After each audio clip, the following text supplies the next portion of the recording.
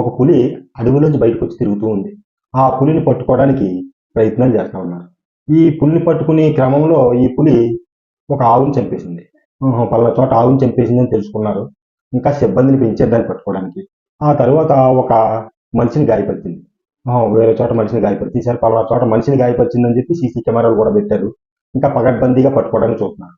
మరో చోట ఒక దూడని చంపేసింది. దూడని చంపేశాక వీళ్ళు ఇంకా సిబ్బందిని పెంచారు.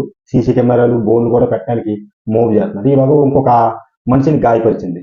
ఎక్కడ ఉంది, ఏ ఏరియాలో తిరుగుతుంది గుర్తించారు. అక్కడ ఒక బోన్ పెట్టారు. ఆ బోన్లోకి వస్తుంది.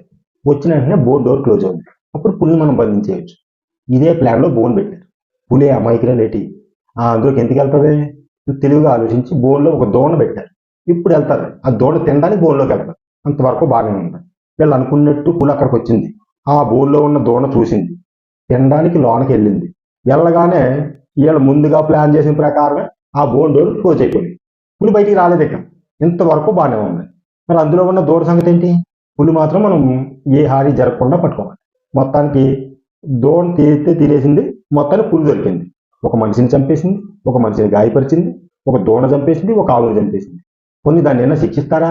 కొడతారా? ఏం చేయరు. దాని ఆరోగ్యం బాగా ఉందా లేదా చెక్ చేసి, ఇంకా అవసరమైతే గ్లూకోజ్ అది ఇచ్చి, దానికి ఇంకా ఆరోగ్యం సంబంధించిన మందులు అవి వాడించి, దాన్ని సంపూర్ణ ఆరోగ్యరాలుగా తయారు చేసి పట్టుకెళ్ళి జూలో పెడతారు. లేదంటే అడవిలో వదిలేస్తారు. పులుకో న్యాయం, మిగతా జంతువులకు ఒక న్యాయం ఏంటండి? తెలిస్తే కామెంట్ చేయండి, లేదంటే తెలుసుకుని నేనే మళ్ళీ చెప్తాను.